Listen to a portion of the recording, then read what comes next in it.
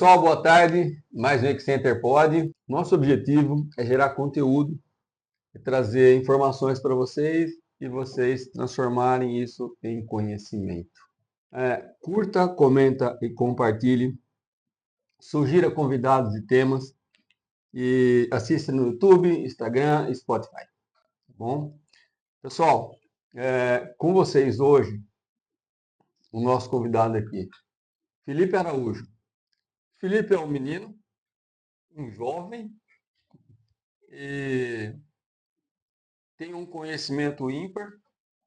Ele vai falar que eu já aviso você, eu vou boiar em muita coisa, eu não tenho condições de acompanhar todas as informações que ele vai falar.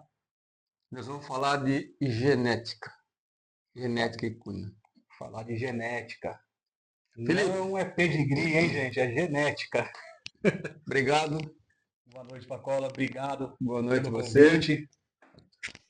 E vamos falar então. Vamos começar. Eu quero saber quem é o Felipe Araújo. Eu sou uma coisa simples de entender, Pacola. Sou um paulistano, nascido e criado em São Paulo, capital. Da Gema. Da Gema, o legítimo paulistano, que, por incrível que pareça, fui picado pelo vírus do cavalo. E nunca mais saí dele. Desde de criancinha, tive minhas fases fora, né, do cavalo, para cumprir a tabela de todo paulistano, que é trabalhar em escritório, mas o cavalo me puxou já há quase 10 anos e daqui eu não saio nunca mais, só depois de morrer. A gente se conhece há algum tempo, eu já vi algumas histórias do Felipe, ele já falou algumas peripécias que ele vai para lá, vai para cá, fez, desfez, vai. É um menino arrojado, é um menino que tem uma visão bastante longa, bastante ampla e corre atrás. Ele não fica falando, ele faz. É um menino que faz. Bom, então você falou um pouquinho da sua trajetória. Você é lá de São Paulo, da Gema, gostou. Eu acho que você começou um pouquinho mais no cavalo com manga larga, ou estou errado? Sim, comecei mais com manga larga. Na verdade, eu trabalhava em São Paulo com licitações, até que eu sofri um acidente de carro. Sempre quis ter cavalo, né, na época, mas ficava naquela, eu não tenho dinheiro para ter. Depois você tinha dinheiro para ter e não tinha dinheiro para manter o cavalo. Depois tinha dinheiro para ter, tinha dinheiro para manter, mas ainda não tinha dinheiro para ter o meu aras. E sempre ficava postergando, postergando, postergando, e nunca chegava a hora de ter. E nem de fazer o que eu gostava. Porque eu sempre tive na minha cabeça que eu queria trabalhar com cavalo. Que era o que eu amava de verdade, que eu Você já sentia caiu vontade. bastante de cavalo? De todos os jeitos que você pode ter, que você pode imaginar. E agora, por isso que agora eu monto só nos mansinhos. Falo que peão não pergunta se o cavalo é manso, né? Eu pergunto e se falar que é mais ou menos, já não chego, eu já não monto. Mas aí eu sofri um acidente de carro. No dia seguinte, pedi a minha demissão e vim trabalhar com cavalo. Não sabia o que eu ia fazer. Comecei anunciando. Se você tivesse um cavalo para vender, você me mandava as fotos, eu anunciava e ganhava uma comissão em cima. Funcionou muito bem no primeiro ano. Aí no segundo ano já não começou, o telefone não tocar, não vendia. E as fotos que vinham eram muito ruins. Enfim, o próprio dono tirava foto, vinham umas fotos ruins e eu não vendia os cavalos, né? E eu comecei nos lugares a fazer foto de, dos animais e o dono começaram a gostar das fotos. Falou, não, as fotos ficaram boas, tudo, valorizou meu cavalo, ficou mais bonito. Até que um amigo meu, de São José dos Campos, falou, Felipe, você tira foto bem. Você não está virando esse negócio de vender cavalo, por que você não vira fotógrafo de cavalo? Falei, poxa, mas eu não tenho dinheiro para comprar um equipamento de profissional. Aí 10 criadores, que eu sou muito grato, se juntaram no Natal e compraram um equipamento para mim, que é o que eu tenho até hoje. E com esse equipamento eu vivi 4, 5 anos da minha vida tirando foto de cavalo. Aí foi que eu me aprofundei e onde eu conheci mais gente. E sempre estudando e tentando aprender mais. Mas sempre no manga larga. A minha base sempre foi o manga larga para trabalhar. Até recentemente que aí expandiu os horizontes e agora já tô.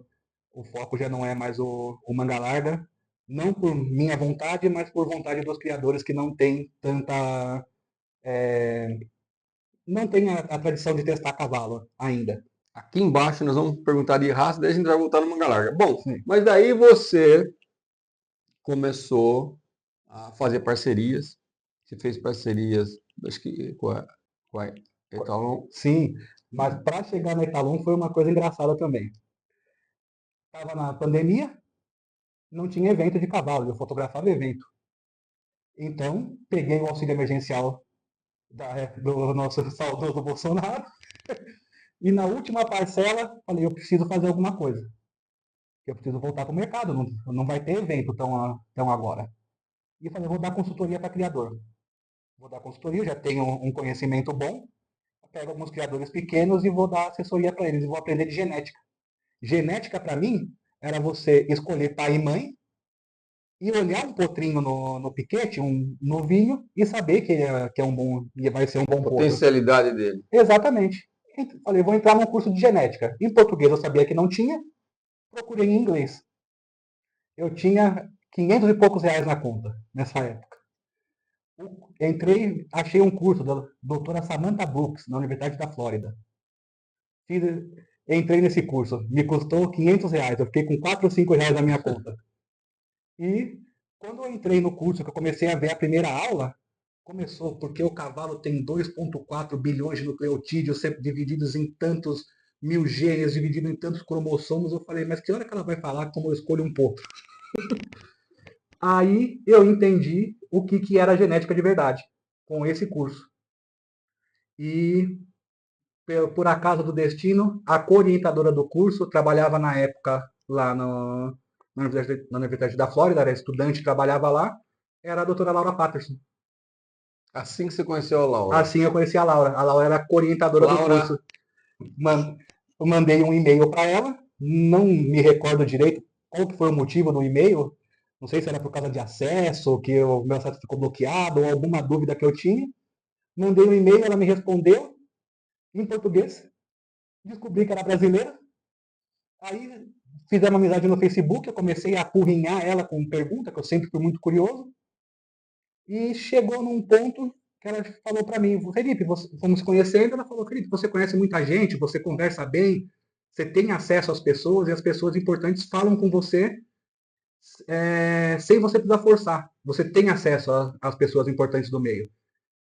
Eu peço consultoria para um laboratório e eu queria que levar esses testes para o Brasil. Know-how para cá, trazer Sim. o... Ela falou, eu já tento, mas eu morando aqui, eu não consigo acessar o mercado daí tão bem como você que já está aí, que você consegue ir em loco nas pessoas. Você não quer tentar? Eu liso, Pacola. Liso, liso, liso. Ela falou, posso tentar conversar com a CEO do laboratório, ver se ela não quer expandir para o Brasil. Passou um pouquinho, ela falou, viu, vai ter uma reunião sua com a CEO. Ela falou de mim para a dona do laboratório, a dona do laboratório gostou, e fizemos uma reunião rápida, não falava inglês, ela traduziu para mim e fui contratado para tocar a Etalon no Brasil. Etalon no Brasil. A Etalon no Brasil. Foi aí que eu comecei e a partir daí que eu comecei a ter contato com a genética de verdade, que é o que eu faço hoje, que é a testagem genética e quais são as implicações dela, tanto para pelagem, saúde, desempenho, ancestralidade. Aprendi como ela pode ser aplicada na criação. Foi aí que eu tive essa explosão de conhecimento. Mas o começo foi assim, dizem que foi sorte, né? Mas a sorte foi buscar um curso, a sorte mandou um e-mail e a sorte conversou e se interessou, né? Fantástico, fantástico. Bom, depois você, com a Laura, você foi desenvolvendo, você foi nas associações. Sim. E em que momento que você passou a ter a Ecos? A Ecos, fiquei trabalhando com o Etalon durante 3 anos, até que chegou um momento que eu já tinha um volume de amostras aqui que eu não poderia enviar sem ser uma empresa. Entendi. Sem ser uma empresa. Então, eu tinha que abrir uma empresa aqui, eu abri uma empresa aqui no Brasil, e ficou como Etalon Brasil um tempo, até que não deu mais. Eles falaram, nós estamos, não faz mais sentido a gente manter você aí se você já está caminhando sozinho. Então, a partir de agora, se você quiser continuar conosco, você Tem uma empresa aí. Tem uma empresa aqui e nós mantemos uma empresa aqui passa a e ser continuamos a parceria com troca de material. Quando eu preciso de alguma coisa, eles me apoiam. Quando eles precisam de alguma coisa, eu apoio eles com material genético. E nós seguimos separados. Teve essa separação. Entendi. Mas é muito natural, é um lugar que eu gosto muito, tenho Agora, muito o respeito. teu porto seguro para buscar origens de problemas, por exemplo, vamos falar aqui, por exemplo, você acha que doenças genéticas, criptorquídico ainda está. Esse é um assunto que ainda vai ser mais estudado, ainda não está maduro o suficiente para Os ser para os marcadores marcadores, sim. genéticos? Vai existir pesquisa, vai existir. Então, você acha que vai ser lá e vem para cá? Sim, o caminho é esse, Pacola. Aqui no Brasil, infelizmente, a gente não tem investimento suficiente, não tem pessoal suficiente, apesar de nossos cientistas brasileiros se destacarem muito, eles vão para fora para trabalhar, a maioria deles, a Laura é o maior exemplo disso. E até na parte de maquinário também. O investimento está lá. Tudo que vem de lá vem dolarizado, vem muito alto. Para eles é muito mais barato. Então, com certeza vai partir de lá primeiro, com o nosso apoio, com certeza, mas vem de lá e chega para cá. Mas é uma tendência que não tem para onde correr. Entendi. Criptoquida vai. Vamos torcer para ter um marcador e a gente saber o que é que acontece com ele. Ô, Felipe, olha, algumas perguntas, né? Como tudo começou, sua parceria americana você já contou. Já. O que é cavalo para você? Você já falou uma frase que é desde, acho que desde que eu sou formado, a gente escuta essa frase, né? O cavalo tem um vírus. Você é picado pelo vírus do cavalo, um abraço, Sim. não tem mais cura. E isso é uma coisa que eu queria falar, Pacola. O criador de cavalo, a gente vê muito criador hoje que entra para ganhar dinheiro no cavalo. E não é isso. Eu entendo que o cavalo, quando você escolhe criar uma raça de cavalo, principalmente quando você escolhe uma raça, você tem um compromisso com a história daquela raça. Muita gente atrás sofreu e chorou e suou para trazer o cavalo até aqui. Então você tem que ter muito compromisso com o que você faz, com a saúde do cavalo, como você cuida do cavalo, como você trata o cavalo, como você vai fazer o cruzamento para levar adiante. A gente vê hoje pessoas pensando só na parte comercial ou só na parte esportiva excessivamente e esquecendo das bases. Eu penso muito na história. Acho que por ter vindo do Manga Larga, que é uma raça muito, muito enraizada culturalmente, né? Vem com a expansão do estado de São Paulo, tudo. Eu tenho essa raiz de ter respeito pela história do cavalo e acho que o criador tem que ter respeito pelo que veio atrás e o compromisso que ele tem que ter para levar isso adiante. Que o cavalo vai ficar, eu vou embora, você vai embora e as raças de cavalo continuam e o cavalo continua. Então a gente não pode deixar algo estragado, algo pior do que era antes. Em alguns casos eu vejo a gente criando alguns animais que eram piores do que os animais que nós criávamos anteriormente. Eu acho que isso é uma coisa que nós temos que ter bastante atenção. Isso não tem nada a ver com genética, mas é Exato. uma, Então, é uma visão minha. então, o que você está falando é uma coisa muito profunda, bate assim, direto, frontal com o que eu também penso. A gente está nessa mesma linha. E a gente, hoje, agora pela manhã, eu estava conversando com um colega nosso e ele estava falando algumas raças que estão em expansão e algumas raças que estão em declínio. E, e a gente estava discutindo isso daí, mas por que está em declínio, né? Seleções erradas, insistir em alguns esportes que não tem hoje um apelo tão grande, né? Insistir, atividade que as pessoas não apreciam tanto, né? Alguns dos fatores, né? E por óbvio também selecionar indivíduos que às vezes, por exemplo, indivíduo é maravilhoso, mas é uma onça de brava. Sim, Aí a gente entra na genética, né? sim. Então você não está selecionando. só a beleza, você está selecionando também um comportamento, uma genética de cavalos que são difíceis de lidar, né? Baixa montabilidade, né? Sim, Cavalos que são muito bons, às vezes, para. Como se tiver. Você vira para mim e fala: você quer uma Ferrari, um carro de Fórmula 1 ou você quer um Fusca? Eu vou falar: eu quero um Fusca, porque eu não sei dirigir o carro de Fórmula 1. sim, O que eu vou fazer dentro de um carro sim, de Fórmula 1? Maravilhoso, mas eu não tenho nem onde andar, não tenho pista, não tenho sim. nada, então eu vou com um Fusquinha. Bom, mas derivamos aqui. Ô Felipe, você montou a Ecos. O que é Equiprimer? Equiprime é o meu painel de elite. É o painel mais vendido, é o painel que eu mais vendo. Ele não é o painel de diagnóstico maior do Brasil. Ele se compara ao maior do mundo. São mais de 100 características testadas. 100 100, características 100 genéticas. características. Para você ter uma ideia, só padrões de branco da série W são 30 e poucos. Eu falo 30 e poucos porque pode ser que quando sair o podcast já Então, tenha mais agora a gente um. está falando de pelagem, né? Exatamente, mas são 39 padrões de branco, são quase 60 padrões de pelagem, são mais de 30 doenças genéticas e condições de saúde, Aqui, ó. desempenho e temperamento. Teste de pelagem, né? Agute.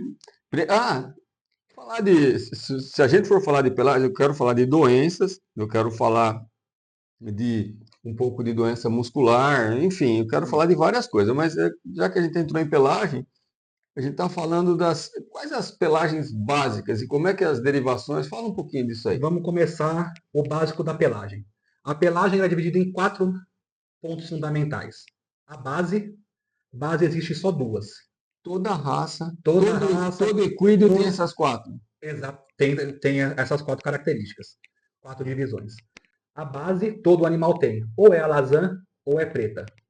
Essas são as duas pelagens base, que é o gene, o alelo, que na verdade, gene, toda vez que a gente fala gene, está errado, tá, Pacola?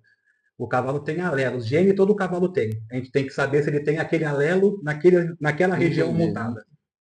Então, é o alelo extension, que é o que define preto ou alazão. Então, é base, a pelagem é dividida em base, modificadores, que seria agute, causador de castanho, Uhum. tordilho e outros, diluidores, que é o Splashing também creme. está dentro disso? Não. O splash vai chegar por último. Hum. Então, modificadores, agute e tordilho. Tem os diluidores, que é o baio, né? Dan, creme, que causa o palomino e alguns outros. E os padrões de branco, que aqui mora o grande segredo da pelagem, que é onde está o Tobiano, onde está o Rosílio, onde está os Splash, que são os cara branca, tão conhecidos do quarto de E milho. onde está o PSI branco? O PSI branco, Tá aí ele também? ele está aqui. Ele tem uma base, ele pode ter modificadores, ele pode ter diluidores, mas ele tem padrões de branco e esses padrões de branco causam o branco dominante no cavalo PSI, como em todos os cavalos.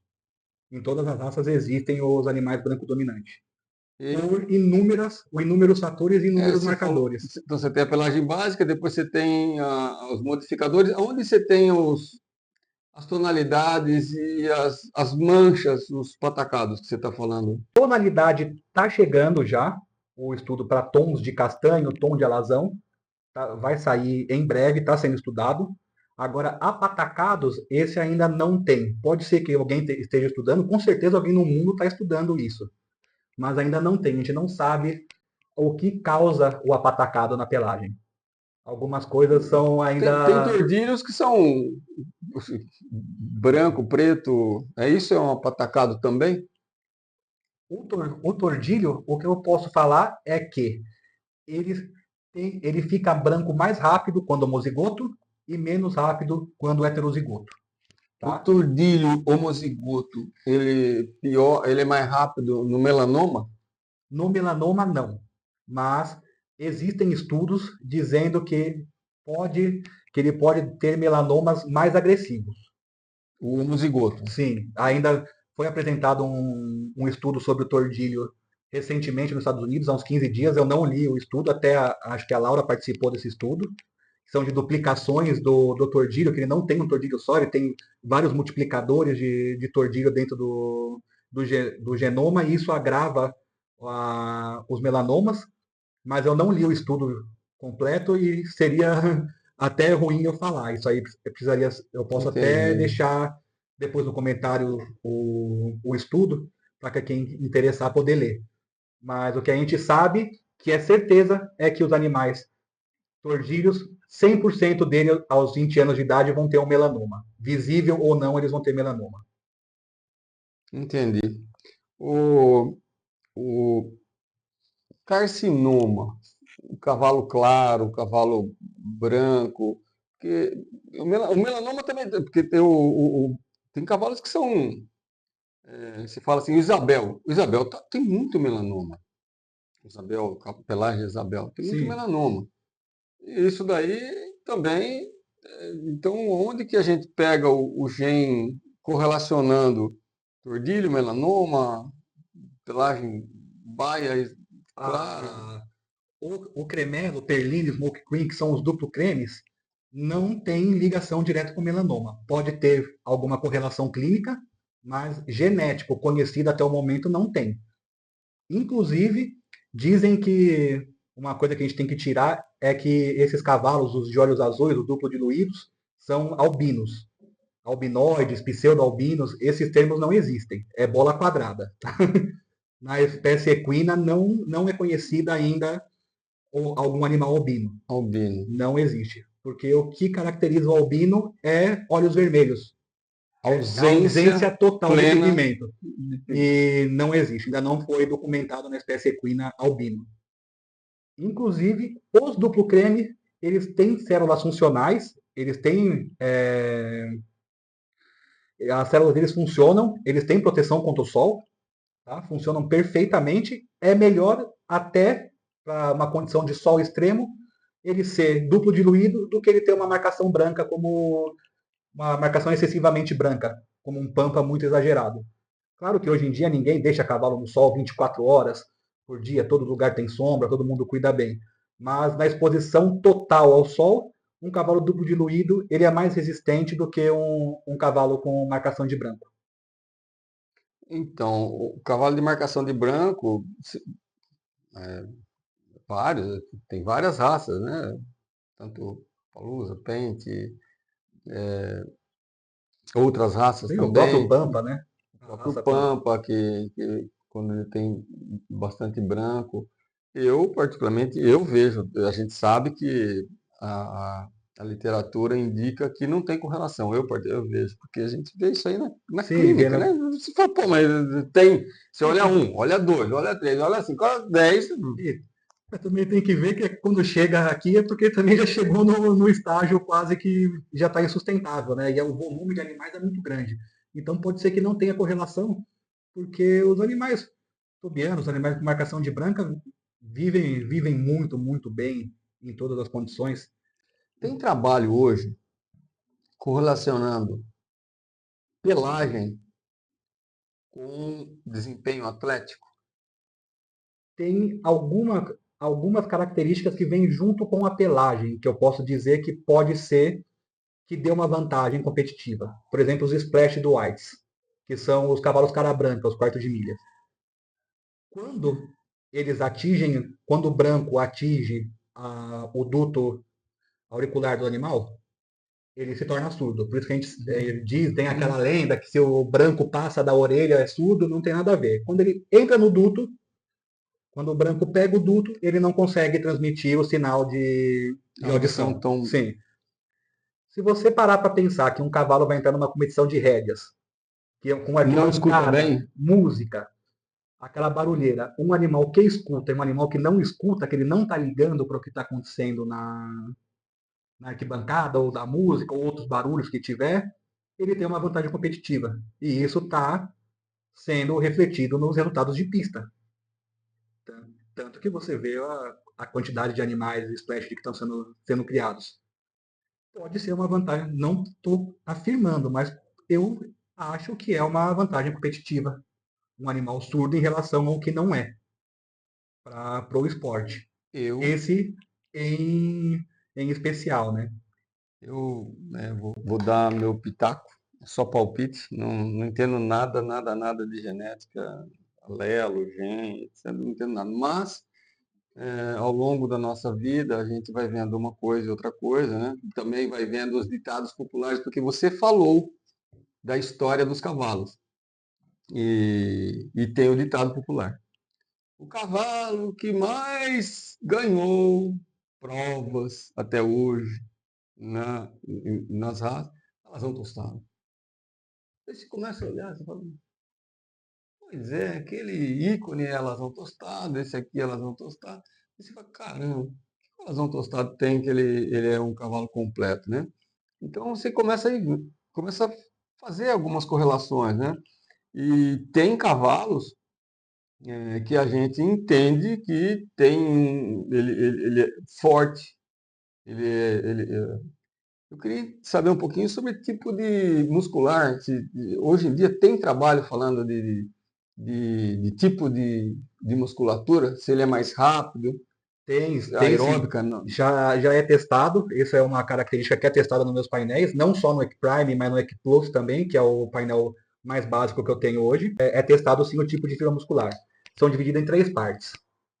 Tá? Elas são, pode ser Endurance, pode ser Mid-Type ou Sprint Type. Endurance é mais encontrado em raças que precisam de longos períodos de trabalho. Manga larga marchador, árabe, animais que têm alta exposição a trabalho. Mid-type tem entre todas as raças, que é o heterozigoto entre Endurance e Sprint Type. E Sprint Type tem prevalecente no quarto de milha, alguns puro sangue inglês. Esse trabalho foi desenvolvido por puro sangue inglês e a gente viu que se confirmou nas raças de sela. Tá? Esse trabalho foi o quê? Os Endurance eram os cavalos que ganhavam mais em corridas longas. Os Mid-Types ganhavam tanto em curtas quanto em longas, eram intermediários. O Sprint Type ganhavam mais em corridas curtas. Só que isso foi extrapolado e chegou nas raças, que a gente viu que os cavalos manga larga, por exemplo, 100% que eu testei até hoje são Endurance Type. E 99% dos quartos de milha que eu testei até hoje de esporte e de tambor e corrida 100% são Sprint Type. Então, a própria seleção dos criadores, inconsciente, trouxe Você esse acha teste. que vai existir uma tendência do potrinho nascer, já testar e já ver a potencialidade de fibra muscular dele? Não só de fibra, mas isso já acontece. Criadores profissionais já fazem isso. Nos Estados Unidos, muito. Eles trabalham com o potro, acabou de nascer, eles já fazem o teste nele, tanto de pelagem, quanto um outro teste que nós temos, que é o teste de ancestralidade, que nesse teste você consegue definir algumas coisas quando você tem controle da sua produção. Você consegue definir a carga ancestral do seu animal, qual é a composição ancestral dele. Ibérico, quantos por cento ele tem de cavalo de carruagem, quantos por cento ele tem de Exmoor, quantos por cento ele tem de puro sangue inglês. A filogenética. E com isso, você também consegue definir qual é o grau de endogamia dele, o grau de consanguinidade real dele. Porque quando a gente faz o cálculo de consanguinidade no pedigree, olhando pai, mãe, vô, para ver os fechamentos de sangue, ele pode ter até 70% de erro do cálculo pro real, pro genético de verdade. Quão consanguíneo é aquele cavalo geneticamente. O árabe, ele tem que ser consanguíneo, né? Ele não pode sair do. Você não Não, pode deixar outras. mas, sim, mas tem linhagens de árabe extremamente consanguíneas, linhagens de centenas de anos fechadas, né? E tem linhagens também dentro daqui do Brasil de raças brasileiras que também são extremamente consanguíneas. Extremamente consanguíneas. E também separado por regiões. Imagina uma manada de cavalo feral numa região isolada nos Estados Unidos. Aquela população ela é extremamente consanguínea, né? E essa consanguinidade, com essa composição ancestral, num criador que tem controle do que ele está fazendo, que ele já sabe, conhece os animais dele, conhece as produtoras, conhece os reprodutores, ele consegue identificar qual que é a composição dos melhores animais daquela modalidade dele. Ele seleciona essa composição que seria a ideal dos melhores corredores dele e ele começa a fazer os cruzamentos em direção a isso. E isso dá uma vantagem competitiva para ele enorme, né? Em comparação aos outros que ainda não vou falar que não funciona. Pai bom, mãe boa. Pai, mãe boa. Mãe boa. Isso sempre vai funcionar. Mãe ganhou muito, o pai ganhou muito, o pai é muito bom, a mãe é muito boa. Vai funcionar.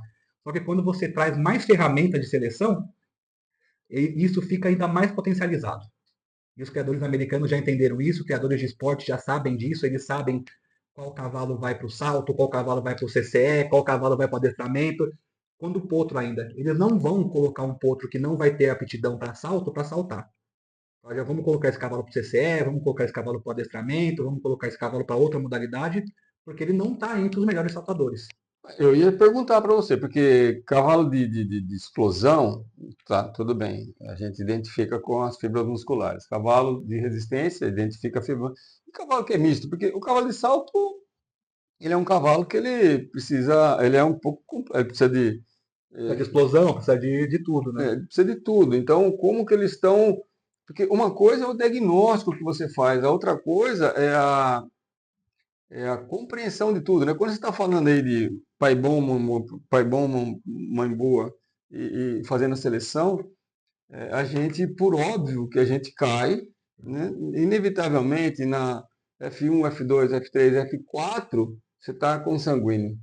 Sim, A consanguinidade ela é muito forte quando você começa a fazer seleções nessa. sim, E daí você traz problemas, sim. você traz doenças. E aí que entra, eu acho. Você saber qual é o grau de consanguinidade real do seu animal.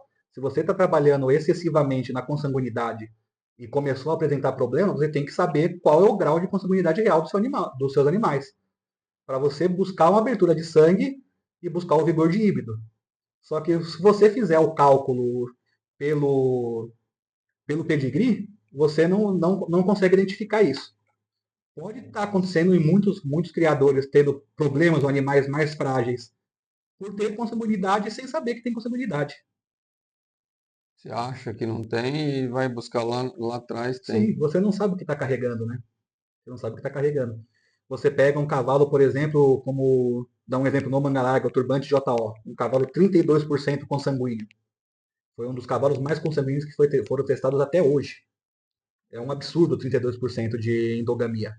Você pega um cavalo desse, ele está na terceira, quarta geração, se você colocar ele duas, três vezes, o, o bisneto, tataraneto dele vai ser muito semelhante a ele, vai ter ainda um grau de endogamia altíssimo nele. Se ele tem algum problema, se ele tem algum defeito que está carregando, a chance dele trazer esse defeito é muito grande. Uma coisa, você sabe, eu não sei se existe esse interesse ou não, mas, por exemplo, eu vou trazer um pouco do gado. O gado tem várias raças. E se você colocar uma vaca Nelore e uma vaca holandesa no mesmo piquete, você vai falar, nossa, os carrapatos Voaram na foram holandesa. todas para a vaca de cor, foram todas para a holandesa. E a vaca, a zebu, ela não é resistente a carrapato. Existe algum trabalho na área da genética sobre predisposição a ectoparasitos, endoparasitos? Então, o que que eu quero falar? De repente, a gente tem linhagens de cavalos que o carrapato não gosta. E tem linhagens que que o carrapato gruda nele e vai.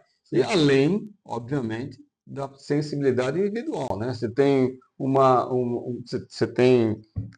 patologias que são algumas, se pega aí doenças de potro, em algumas raças o potro é relativamente resistente, em outras raças ele morre que nem um pastelzinho, ele é bastante fraco. Você pega linhagens que dentro de uma raça sim. você pega um garanhão X, o filhinho dele vai morrer se pegar essa doença. O garanhão Y não morre, né? Então, como é que está a preocupação das pessoas sobre esse aspecto de detectar cavalos resistentes ou sensíveis a doenças? Isso não tem teste genético ainda, não é estudado porque o endo e o ectoparasita são combatidos muito. é muito mais barato você combater no cavalo do que no gado, né? Porque o gado você tem 500, 1000, 2000 cabeças, né? E no cavalo não. Então não existe nada nesse aspecto de seleção. O que a gente sabe é que tem sim algumas raças e algumas populações de cavalo que são mais suscetíveis. Por exemplo, a raça Friesian é uma raça que sofre muito com mosquitos. E ela chega a entrar em problemas graves por causa de se tiver infestação de mosquito. Uma raça que você tem que cuidar muito nesse sentido. Tá? Outras raças já nem tanto. Também são adaptados a Sim, pode ser também para problemas climáticos, né? o clima da Holanda, onde a raça é feita, não tem nada a ver com o Brasil. Quando você traz um cavalo desse para o Brasil ou traz para um clima tropical, ele sente a não adaptação, né? Da mesma forma que o nosso gado está ficando tropicalizado também, né? Antes você não podia ter um Angus numa região quente no Brasil e agora você já está podendo ter, né? Você já aprendeu a controlar e É, o próprio gado já vai selecionando sozinho. estão se adaptando, né? Vão se Fazendo a seleção. adaptando. Viu? Vamos voltar um pouquinho na pelagem. Vamos. Como que você vê assim a nomenclatura de pelagem?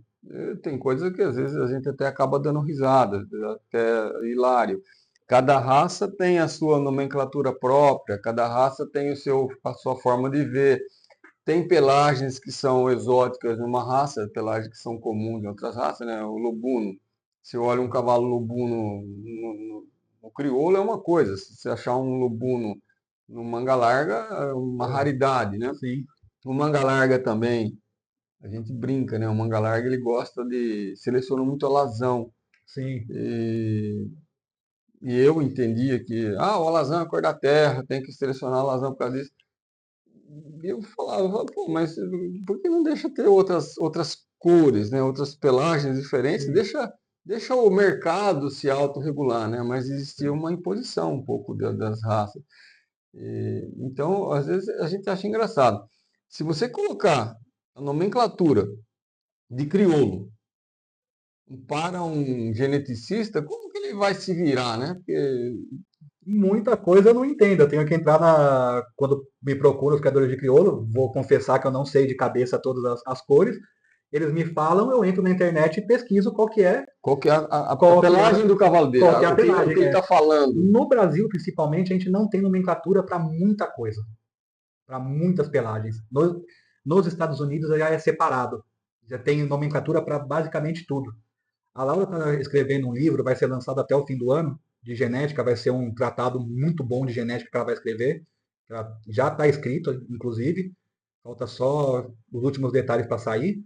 Vai ser um livro de nível universitário, vai ser um atlas de pelagens. E lá vai ter tudo trazido para o português. Mas realmente alguns termos não existem em português. E algumas pelagens não tem. Por exemplo, o animal duplo creme de base preta. Aqui não tem nome, é o Smoke Cream.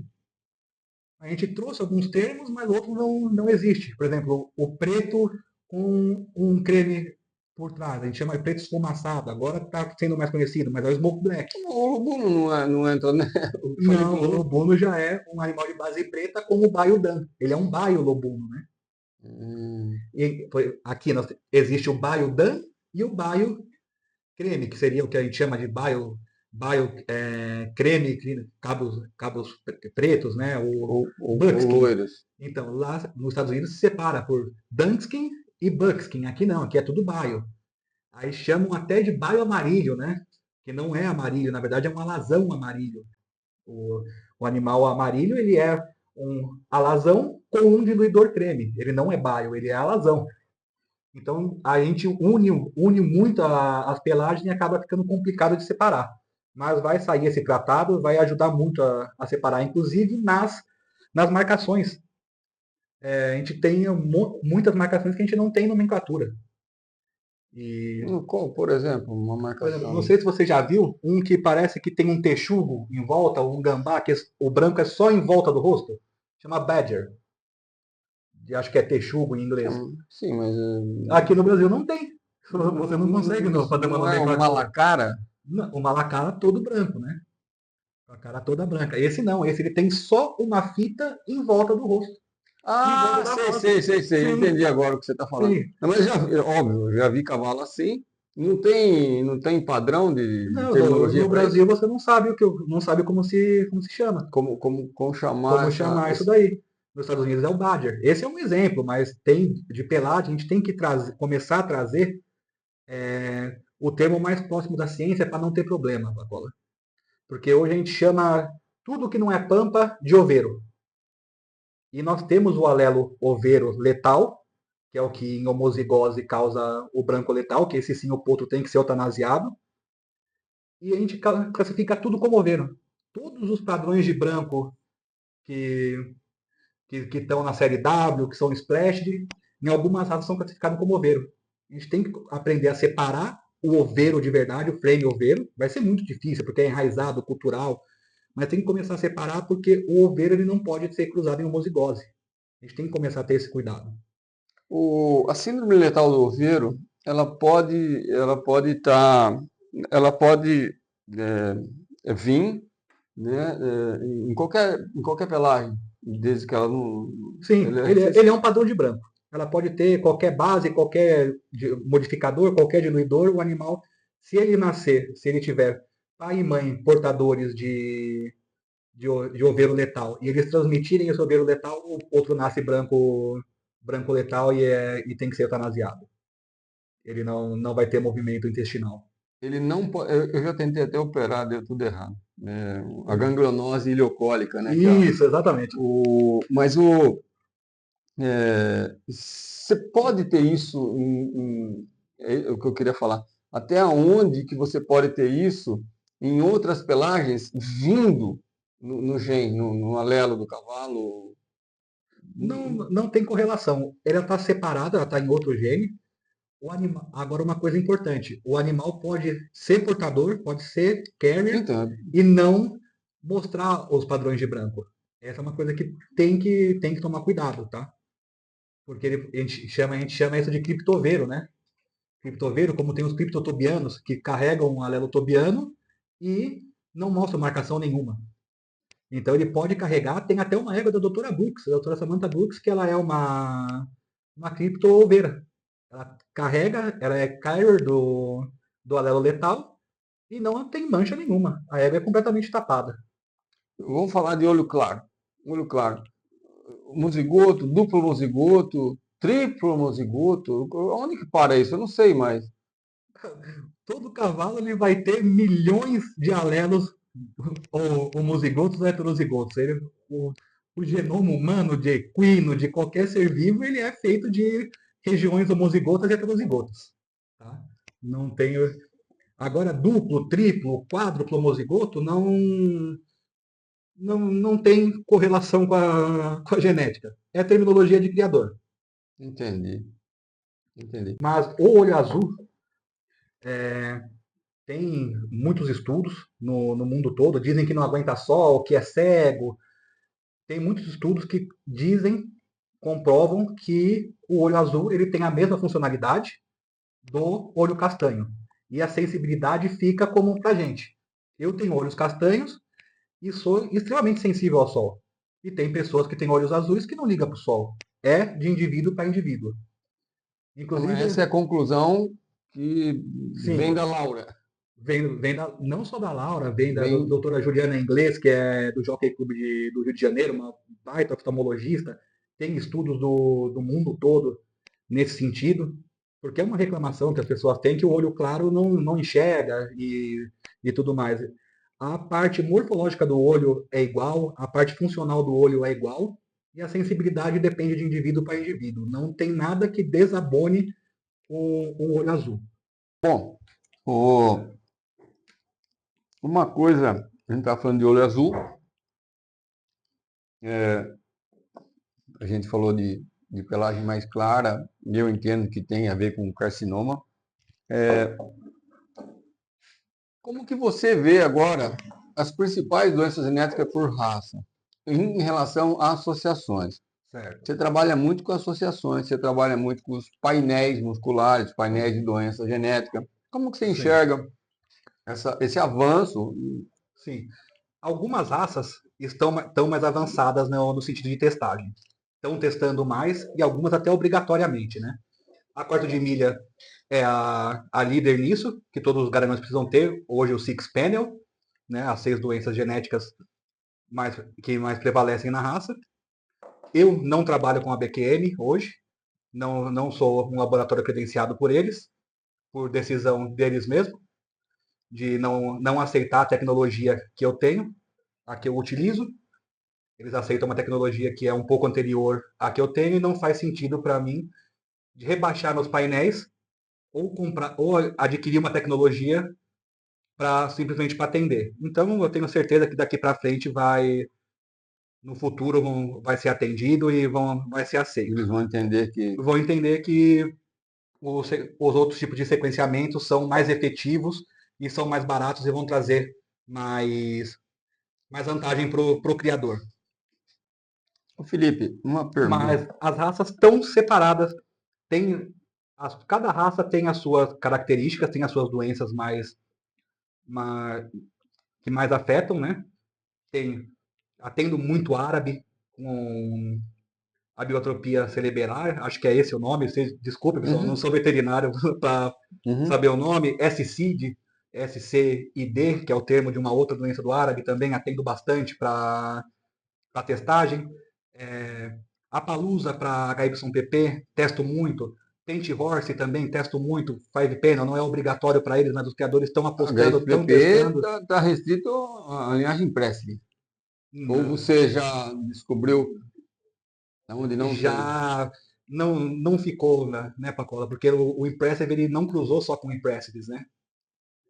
Ele cruzou com outras linhagens, então já está espalhado em toda a raça. Não é à toa que a raça cor de milha pede uma vez um Não, TP para mas você todos, tem né? HPCP, você vai lá no ascendente e você vai achar algum empréstimo lá. Provavelmente sim, só que não não está mais visível, né? Muitas gerações atrás, então não pode dizer que é só do que vem do Você acha Impressive. que porque muito, é, como que eu entendo, né? Todo mundo busca um cavalo musculoso. Sim. Todo mundo mesmo, né? O mundo inteiro. O cavalo que seja musculoso, que tenha aptidão atlética, etc. Então, quando você seleciona cavalos que têm grandes compartimentos musculares, você pega cavalos que, pô, eles Monstruosos, né? são muito avantajados. E você tem problemas que vêm junto com esse grupo muscular, junto com essa exuberância toda, né?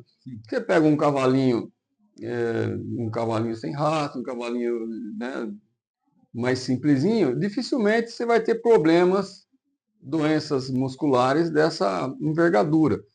Então, esses painéis musculares, tudo você acaba, né, vendo que eles estão realmente têm uma correlação com a seleção. Sim, Cavalo sem seleção, que não foi selecionado, às vezes não tem nada sobre o aspecto muscular, sim, né? sim. As doenças musculares, a raça que estuda isso e que levou isso a sério, na verdade, foi a quarta de milha. Por isso que é obrigatória a testagem. Então, não é só nela, tá? Aparece em todas as raças. Tem apresentação das doenças musculares em todas as raças. Pode, talvez não HYPP, eu nunca peguei HYPP no manga larga, mas tem as outras doenças em outras raças, o mundo afora. Só que quando você seleciona uma raça e a raça testa, ela passa a testar, ela começa a identificar o que tem. Esse que é a grande questão. PSI já tem. Pode ter PSSM1, que também é doença muscular, pode estar no puro sangue inglês. Eu nunca testei, eu falo pelos animais que eu testei, tá? E pelos animais que eu vi o resultado. Eu nunca peguei um puro sangue inglês meu com PSSM1. Nós pegamos um de salto, né? Que a gente ficou em dúvida um potrinho. Sim, animais de esporte já peguei, tem frequência. Quarto de milha tem frequência, lógico, obviamente tem frequência. A palusa tem frequência. Mas você descobre a partir do momento que você começa a testar. E também a partir do momento que você começa a treinar e exercitar muito aquela musculatura e levar aquela musculatura a um nível de estresse que pode desencadear a doença, né? Pode desencadear aquilo. Um cavalo comum dificilmente vai andar numa esteira, vai fazer um trabalho exaustivo ou algo assim. Ele não vai para Ele alta não performance. vai para alta performance, não vai para hipertrofia, né? Aí seria até injusto a gente culpar os animais mais musculosos porque eles foram trabalhados para isso, né? E a raça selecionou isso para isso inconscientemente. Nenhum criador vai selecionar conscientemente para uma doença, né? Não, Não. mas às vezes seleciona. Às vezes seleciona inconscientemente, né? Você falou de, você falou de cavalo que é surdo, pode ser surdo, e ele se beneficiar desse déficit dele no esporte. Mas eu queria, assim, tem trabalhos, tem pessoas estudando, porque o comportamento, ele é genético, né? Sim. Você tem, por exemplo, o gênio das pessoas, o comportamento, o ímpeto, você ser voluntarioso, tem genética em tudo isso. Existe trabalhos caminhando para essa linha Existe de comportamento. É algo que é muito influenciado pelo ambiente. A gente não pode separar e não é um alelo em específico que vai determinar determinar o a futuro do índole cavalo. ou o comportamento dele. Fora, e volto a falar, o ambiente determina muito. Um potro que apanha, um potro que recebe carinho, o comportamento dele pode ser muito diferente. Mas existe sim um marcador de temperamento, que ele é muito eficaz, que ele divide o animal entre curioso e vigilante. São os dois tipos. Tá? Um potro, vamos colocar dois potros nascidos no mesmo manejo, nas mesmas condições de temperatura e pressão. Está no mesmo piquete. O potro curioso é aquele potrinho que normalmente que você entra no piquete, ele vem cheirar você, ele vem ver o que você tem no bolso, chega até a ser chato. O vigilante é aquele potrinho que você entra no Te piquete, observa. ele para e fica olhando, fala, eu vou nele, não vou, será que eu chego, será que eu não chego? Esse é um teste, inclusive ele sai nos painéis, Está no tá? seu também? Tá no meu painel também. Esse teste faz parte dos dois painéis. E não existe nada, nenhum estudo científico. Eu sempre gosto de falar que quando eu coloco algum teste, eu falo alguma coisa com afirmação, ela tem validação científica, ela tem comprovação. Tem algum estudo validando. Nada que tem estudo eu coloco. Isso é experiência de treinadores, dos treinadores. Eles dizem que cavalos curiosos tendem a ser mais fáceis de treinar, serem menos reativos, enquanto os vigilantes são mais reativos. E isso, numa seleção, você pode utilizar para a seu favor, tudo é usado a seu favor. Um cavalo mais reativo numa raça de corrida, ele tem uma vantagem, ou um cavalo menos reativo. Ele precisa de uma reação melhor. Você pode usar todas essas informações em prol da sua criação. Depende do esporte. Tem esporte que às vezes o cavalo que a gente está falando de curioso, o observador, mas a gente pode estar falando de um cavalo mais arrojado e mais tímido, a gente pode estar falando de um cavalo mais, mais valente e mais acuado. Sim, Às vezes um cavalo que é mais acuado, ele corre por medo, a tua melhor corrida vai ser quando tiver uma vaca atrás de você. Você vai correr mais. E, exatamente. Mas esse marcador existe, ele é eficaz, ele funciona bastante e está disponível para os criadores se interessarem nisso. Não é definitivo, volto a falar, o ambiente eu acho que influencia. esse estudo seu aí é a pontinha do iceberg, aí tem muita coisa para ser Tem descoberta. muita coisa. Nós temos só a beiradinha ainda na genética, tem muita coisa para ser descoberta, muita coisa. Então, mas eu acho que no aspecto comportamental, nós vamos descobrir muita coisa. Ah, com certeza. Você fez uma analogia muito direta. O potrinho apanhou, ele reagiu de um jeito. O potrinho é bem tratado, ele reage de outro. Mas não é o que eu vejo. Isso é psicologia pai. Eu sou pai. quando meus filhos eram bebês, psicologia básica.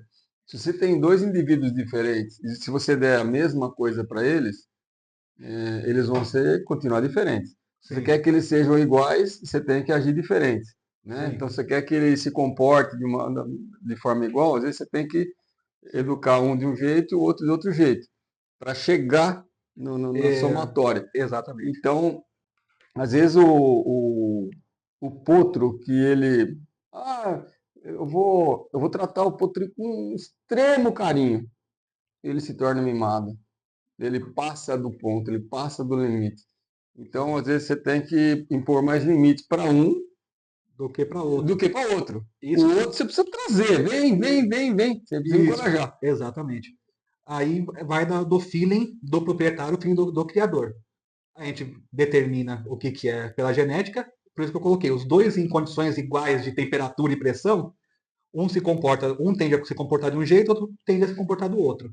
Aí agora, como fazer o melhor manejo, aí é o feeling do criador, aí eu não Viu? posso interferir, Nós né? tivemos, eu fui muito privilegiado, eu acho, né? Por Deus, nós tivemos uma experiência há, há tempos atrás, nós criávamos várias raças dentro do mesmo espaço.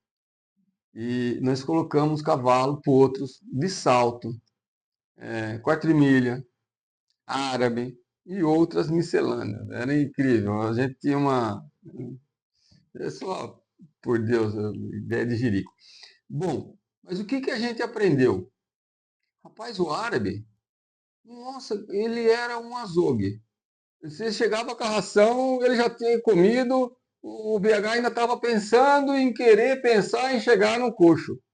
Então, a gente via ao vivo e a cores a dinâmica das raças.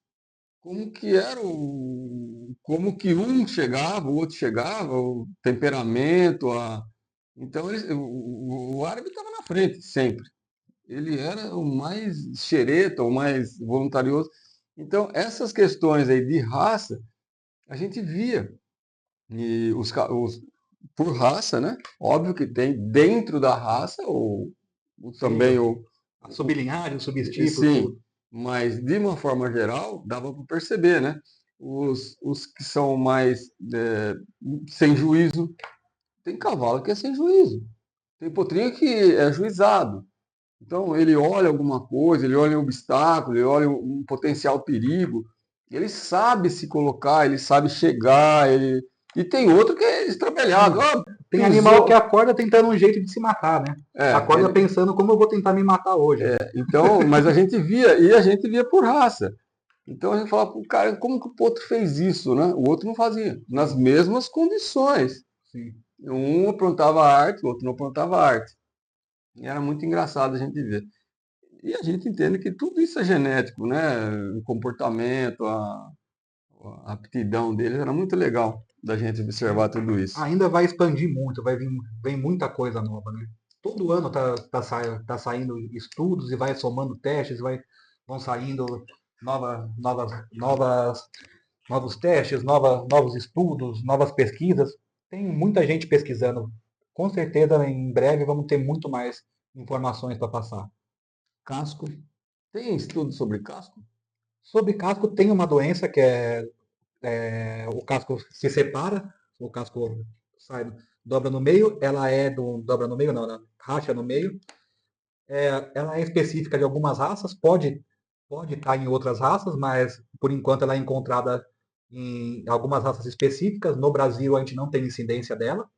É a única que eu testo para ligado a casco, tá? Mas ainda não tem nada ligado a isso, não. Nenhum teste validado para isso. É porque eu acho que vamos falar assim, é uma ferramenta do cavalo, é um artifício que o cavalo tem que é essencial para ele, né? Cavalo que Sim, tem casco saudável e que tem casco sólido, consistente, linha branca consistente, sola consistente, coxim plantar consistente, e cavalo que tem muralha fragilizada e tudo, eu acho que vocês podiam avançar na linha do por, casco. O Sim, casco é. casco e ossatura é algo que tá sendo bem explorado, está sendo bem estudado. OCD também tem muito estudo. Não é um estudo fácil, senão já tinha saído, mas está sendo feito estudos em torno disso. Tá? Vai sair muita coisa. A gente está engatinhando ainda, né? Nessa parte. Como eu falei, falta investimento. Até fora do Brasil é caro, não é simples de fazer. Você pode ver, na época do Covid saiu tanta coisa rápido porque o dinheiro é limitado, né? Com dinheiro limitado você consegue fazer avanços científicos. Não falando para o bem, para o mal, mas você consegue fazer. Como o dinheiro é limitado e você depende de recursos dos criadores testarem e os criadores comunicarem. A gente tem que deixar claro que os testes eles são sigilosos, eles são do criador. Quando manda um teste para mim, eu não quero saber se é fulano, se é beltrano. Ele chega para mim, ele automaticamente vira um número. Ele vai voltar a ser o cavalo do Pacola na hora de eu entregar o laudo para você. A hora que ele chega para mim e vai, Com você ele é um número. ele é um número. Ele é um número e todos os profissionais envolvidos no sistema, da sequenciadora à emissão do laudo, não sabem quem é o indivíduo. E o teste é do criador. Então, o que a gente sente muito é que o criador tem medo de saber a verdade. Eu até brinco, eu falo que é a síndrome do corno, ele quer ser o último a saber. Eu prefiro não saber do que saber. Quando vê algum problema, envia para testar. É melhor você enviar, testar e descobrir o que é o problema. Às vezes não é uma sentença de morte. 99% dos casos não é sentença de morte, não, nem vai ser. Vai ser sentença de morte quando for um caso igual esse do oveiro letal. Aí é obrigado a eutanasiar, até por questão humanitária, né? Humanitário, né? Não tem como. Sim, mas a maioria descobrir o que seu animal tem vai ajudar você a selecionar contra aquilo. Não é que você vai ter que castrar seu garanhão, não é que você vai ter que tirar a sua égua da reprodução.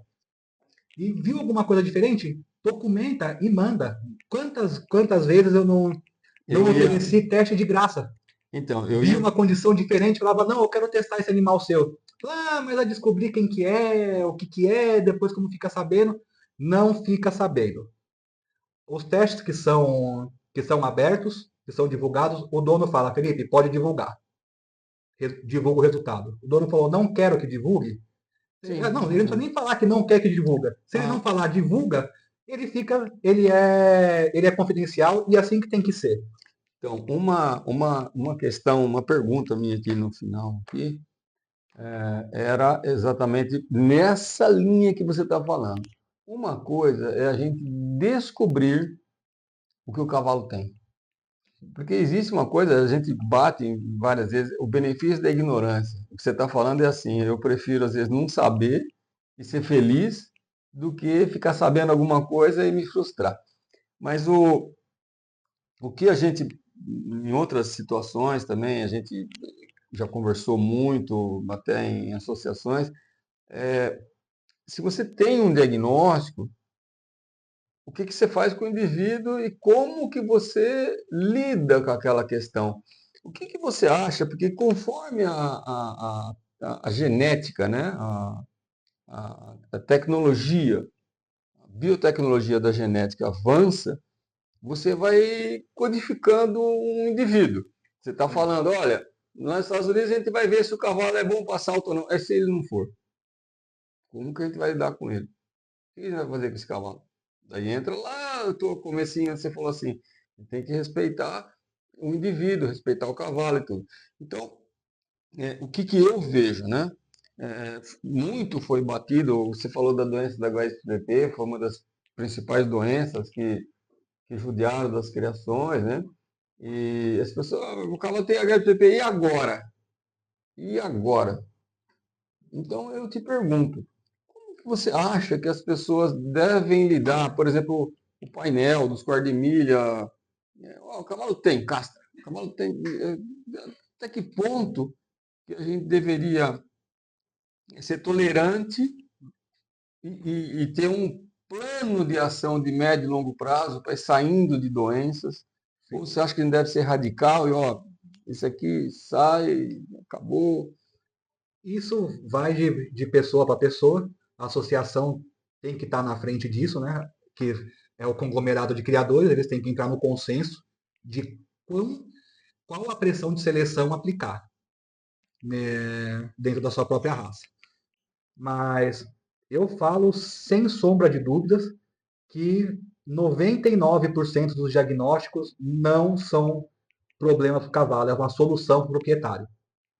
Porque ele vai saber o que o animal tem e ele vai manobrar. 90% é manobrável no manejo e você vai ajudar o cavalo a ter bem-estar. Ele vai ajudar ele a ter sobrevida, seja no esporte, seja na reprodução, seja na vida dele em si, no bem-estar dele. Você saber o que ele tem, a predisposição genética que ele tem, alguma condição de saúde, alguma doença genética que ele tem, e você vai saber manejar, às vezes são ajustes mínimos. Vamos pegar um risco que a gente tem, é testado, o risco aumentado para síndrome metabólica e laminite secundária. Que hoje você deve ver muito cavalo com síndrome metabólica e muita laminite para todo lado. Existe um risco genético associado a isso. Que o animal homozigoto ele tem 12 vezes mais chance de desenvolver uma síndrome metabólica e uma laminite em consequência disso. 12 vezes em relação a um animal que não tem essa mutação. Se você sabe disso, você vai desde o começo alterar o plano de trabalho dele, você vai alterar a alimentação dele, um ajuste mínimo. E o cavalo vai ter uma vida muito melhor. E buscar um cruzamento, mas E buscar um cruzamento contra isso. Esse é o segundo passo na reprodução você vai usar. Você tendo a informação, você começa a selecionar contra. E isso vai se erradicando. Aí entra a associação. A associação ela decide se ela é mais rigorosa, se ela é menos rigorosa. Ah, se o macho tiver e a fêmea tiver e é obrigatório testar, não podem cruzar entre si. Tem raças que é assim. Algumas doenças genéticas. Se a égua tem e o cavalo tem, não pode cruzar. É proibido. Outras já permitem. Mas tudo começa com o controle e as raças têm que determinar o que é importante para elas. As associações têm que determinar qual é o grau de pressão de seleção que elas vão fazer em cima das doenças. E começar a partir dos criadores também. A raça determina o parâmetro geral e os criadores determinam o parâmetro dentro da sua casa. Dentro da sua casa você faz o que você quiser. Tem gente que não vai querer nunca o cavalo tem uma doença, não serve no meu plantel, vai embora. Tem um caso até interessante, não foi eu que testei, mas essa história é conhecida, de um garanhão, acho que da Europa, cavalo fantástico. Vendia cobertura, não sei quantos mil euros, e vendeu centenas de cobertura no primeiro ano. Foi testado como síndrome do ponto frágil, carrier de síndrome do ponto frágil, que é uma doença que antes era conhecida só nos cavalos de sangue morno, agora a gente já descobriu que tem outras raças também. Então, ele era portador. E a síndrome do potro frágil é uma doença que, quando ela só age em homozigose, né, quando o pai e a mãe transmitem, ela é muito traumática no nascimento, porque ah, normalmente a pele vem, esgarça a pele, ou quando ele o nascimento, vem a termo, né, o nascimento, quando cai no chão, abre parede torácica, coloca vísceras para fora, é um negócio bem feio. Então, o dono desse cavalo testou e ele foi portador. No primeiro ano, ele decidiu que o cavalo dele só cobriria éguas negativas. E no segundo ano, quando foi perguntado para ele se ele ia testar as éguas para cobrir, ele falou: eu cobri com quem? O cavalo já está castrado. Mas isso castrou o cavalo. Falou: eu não quero que o meu cavalo transmita isso para que algum criador tenha o desprazer de ter um potro filho do meu cavalo e veja isso nascendo. Agora, não precisa chegar nesse ponto. Esse é um criador que tem um critério de seleção ferrenho na pressão. Agora, se você tem um cavalo que é diagnosticado com algo, procura testar as éguas, e as éguas que tiverem também a mesma coisa, não cruza. Ou se a égua tiver uma outra doença, vamos falar do Five Penny. Meu cavalo tem uma doença e minha égua tem outra. Não cruza os dois. Procura um cavalo que não tenha a sua égua. Eu sou, não some, não tente não somar problemas. Selecione sempre contra, não pró. Uhum. E só testando você vai saber.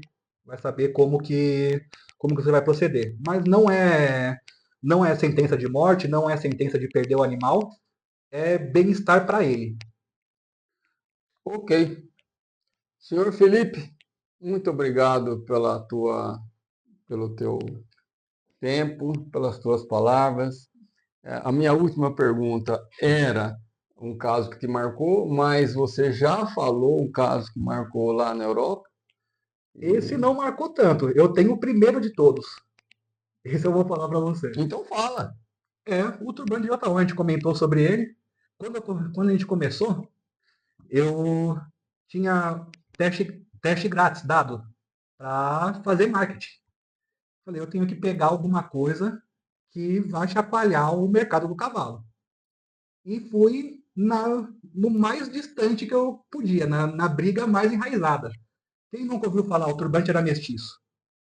O turbante era filho de hanoveriano. Que tem o documento que a égua tal entrou na central em tal lugar e lá tinha o garanhão hanoveriano, esse garanhão hanoveriano cobriu a égua, então ele é mestiço. Ele produzia filho assim porque mestiço. Pois bem, a gente tem que bagunçar o mercado, Vamos, né? vamos Tenho entrar muita ali. amizade com o Juca Fleury, que é neto do Zé Osvaldo. Pedi para ele, falei, Juca, você me permite testar o turbante? Fazer o teste de ancestralidade no turbante? Ele, permito. Eu falei, Juca, é o seguinte, eu vou divulgar em live, a gente fez a live para divulgar que ia ser testado e falou, e eu não posso não fazer a live de resultado. Você tem certeza? Ele, Felipe, eu tenho certeza. Absoluta, pode testar. É o cavalo. Fui, peguei um macrotubo do turbante congelado de 1984. Mandei o macrotubo, a gente fez o teste de ancestralidade. E a gente tem o breakdown, que é a média das raças, né? Da composição, aquela que eu falei para você, composição ancestral das raças. Tem do hanoveriano, dos animais hanoverianos, e tem do manga larga. Não existe a menor possibilidade do turbante ser hanoveriano. Ele é com, completamente, completamente dentro da população do manga larga. Dentro, Dentro da população do manga larga. Ele é um aceitável. cavalo puro manga larga. Isso deu um reboliço.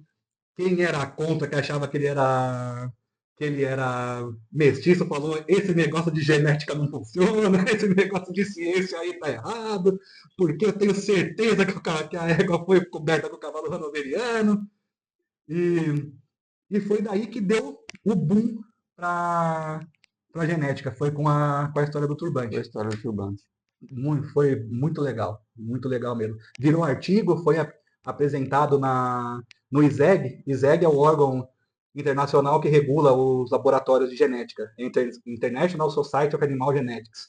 Tudo que é ligado à genética animal, o ISEG é um órgão que Acabou essa fala do turbante, acabou, não tem a acabou. menor chance de ser Eu vou mestiço. fazer questão, eu vou mandar o link do nosso pod aqui pro Juca. Eu sou muito amigo do Juca, um Sim. abração, Juca. Juca aí em Portugal, tudo de bom. É, o E Juca, sensacional. tem muitos casos legais. Tem outro também de um criador de manga larga marchador. Esse eu não vou falar o nome. Que cria um criador muito sério, muito adora padrão, super padronizada a tropa dele. E ele começou a usar um cavalo que dava filhos que não estava dentro do padrão dele. E conversa de cocheira a mesma coisa. Ah, porque esse garanhão aí que você está usando, ele não é filho desse cavalo, não. Ele é filho do Manga Larga Paulista. Aí o criador procurou a Laura na época, eu trabalhava ainda com ela, procurou para ver o que dava para fazer e pegamos animais desse criador, pegamos os filhos desse cavalo, buscou indivíduos filhos desse cavalo de outros criatórios e, por fim, conseguimos descobrir que ele era realmente manga larga marchador. Ele estava na população do manga larga marchador, estava completamente incluso nela e que simplesmente ele não produzia o padrão Ele que o criador não tinha idealizava. Então, aquela tudo isso penetrância é genética. possível fazer. Tudo isso é possível. Inclusive, parte de animais meio sangue, se quiser descobrir de onde que vem, eu faço muito isso. Muitos cavalos que a pessoa compra um cavalo, ela não sabe, ela queria saber se ele tem alguma raça. Registro ele não vai ter, mas eu posso te dizer quantos por cento ele está incluso na população Nas do manga larga, populações das raças, né? das raças. É muito legal. Um Muito assunto que legal. nós não falamos, fica para uma próxima também, é sobre andamento, né? Andamento não é- tem gente comercializando, algumas pessoas comercializam um teste que é chamado Gene da Marcha. Gene da Marcha. É, não existe, eu faço esse teste há 4 anos, ele está incluso no meu painel, tá? Não tem correlação nenhuma com marcha, tá? Ele tem sim correlação com locomoção, o alelo DMRT3 tem ligação com locomoção, mas não é o gene da marcha. Eu seria até uma besta, né? Eu tenho o teste há 4 anos. Se fosse o gene da marcha, eu estaria vendendo para todo mundo que tem cavalo marchador, né? Pelo amor de Deus. Mas não tem correlação nenhuma, não tem estudo no mundo comprovando isso. Tá? A única coisa que nós temos é a suspeita de que os animais mutados para DMRT3 tendem a ter mais dificuldade na transição de andamentos entre trote e galope para o trote. Nessa transição, ele tende a ter um desequilíbrio. Isso pode ser muito bom para raças que precisam alongar o trote, por exemplo. Uma raça que vai em alta velocidade no trote, se ela for mutada por DMRT3, ela tem uma vantagem. Ela vai conseguir alongar mais, ela vai ter dificuldade de se desequilibrar e sair pro galope. Mas o que nós temos por enquanto, é o teste do MRT3. Você não tem nada, passo fino, não tem nada de... Não tem nada ainda. Não tem nada ligado a isso. Tem muito estudo ligado à locomoção, tá? Já se sabe aonde está os marcadores, onde são os neurônios responsáveis pelo padrão de locomoção, só que é muito sensível e é poligênico, né? São muitos genes, interação muitos de gene. alélicos que interagem entre si para fazer o padrão de andamento. Tem até um estudo muito antigo que desligam um gato na medula e colocam um estímulo nervoso e ele anda na esteira. Então já se sabe onde estão os marcadores os neurônios responsáveis chamam GPC, gerador de padrão central, pelo padrão de andamento, só que ainda não tem nenhum teste relacionado a isso e provavelmente vai demorar um pouquinho ainda para ter. Isso é muito legal, porque não é que é legal, né? O cavalo é para isso, né? Para andar. Então, eu acho que a Sim, hora que as pessoas começarem a avançar e tiver certezas sim. nessas, daí eles vão ter realmente. A gente tem que tomar muito cuidado, falar, mas por que não encontrou ainda? A gente tem raças que trocam entre 3, 4 tipos de andamento intermediário. É passo, né? O andamento normal e intermediário, que seria o trote ou a marcha. Tem raça, o cavalo islandês mesmo, ele faz 3, 4 tipos, ele alterna entre 3, 4 tipos de andamento.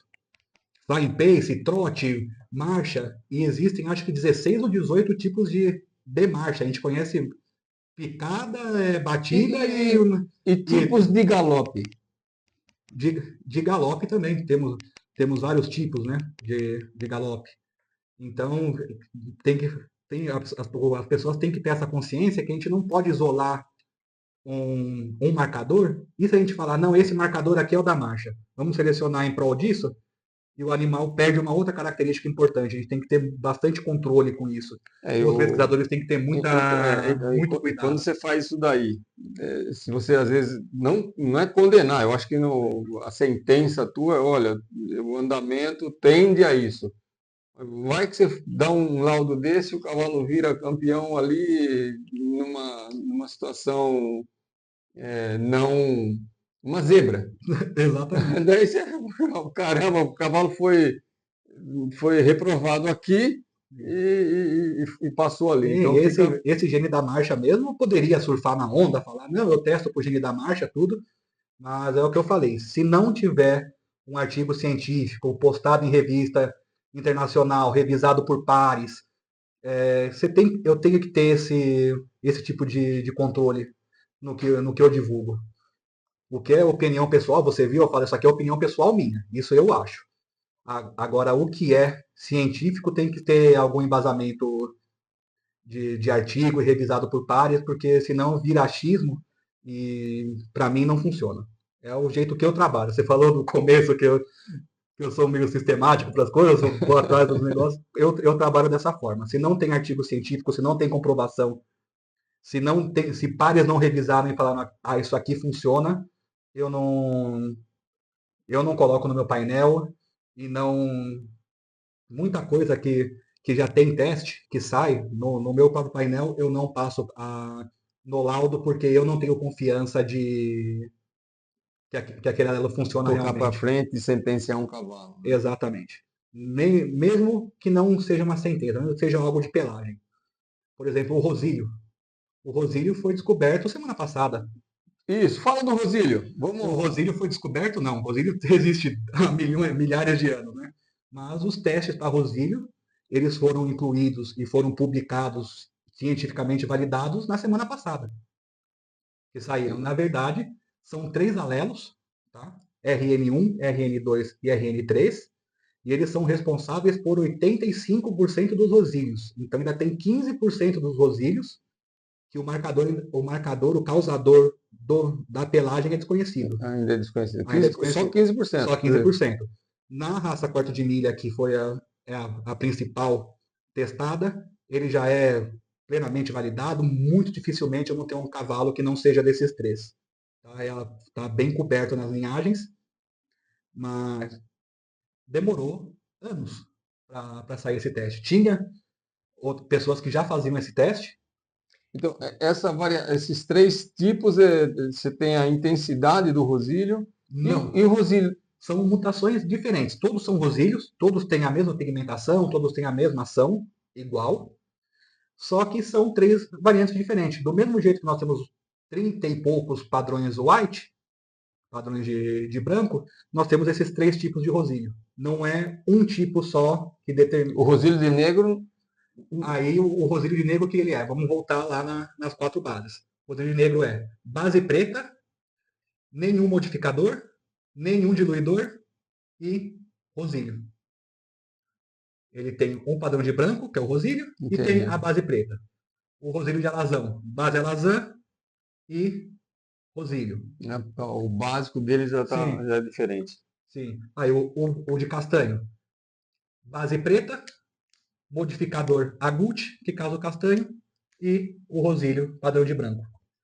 É assim que funciona. E o rosílio tem que atentar o pessoal que os animais diluídos, principalmente os diluídos, Bios, Dunskin, Buckskin, Palominos, inclusive um dos cavalos mais que é até o garoto propaganda, é o primeiro do Brasil a ter o resultado de RN, é o Metallic Catalyst, de uma grande cliente minha, uma grande amiga minha, e ele é rosílio de palomino.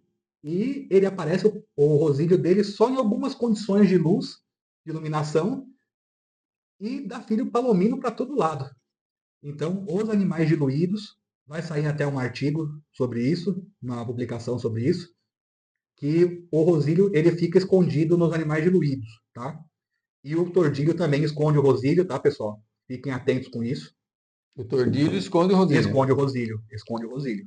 Então fiquem atentos, o animal pode ser tordilho e ter rosílio por baixo, escondido no tordilho. Ele pode ser palomino amarilho e ter o rosílio escondido, ele pode ser baio e ter o rosílio escondido. Então, se você tem dúvida, faz o teste, que agora já tá validado, está funcionando. Você falou alguma coisa, só para encerrar, você falou alguma coisa que você tem um cavalo você tem um teste que está sendo usado nos Estados Unidos, uma condição. Você falou antes, Uma condição?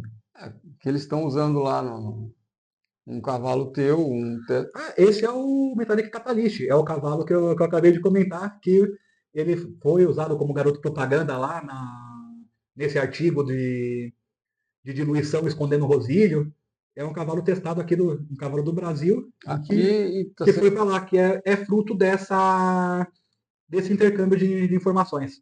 De usar os cavalos do Brasil para pesquisa lá, de usar cavalos de lá para pesquisa aqui, para expandir. Isso é muito comum, tá sendo mais, poderia ser mais ainda aqui no Brasil. Eu tenho parceria com alguns laboratórios porque eu sou sincero, eu faço painéis de alta quantidade de testes. A pessoa que quer fazer um teste, um tobiano, por exemplo, eu não vou fazer um sequenciamento de nova geração para fazer um tobiano. Vai sair o preço do painel. A tecnologia não muda.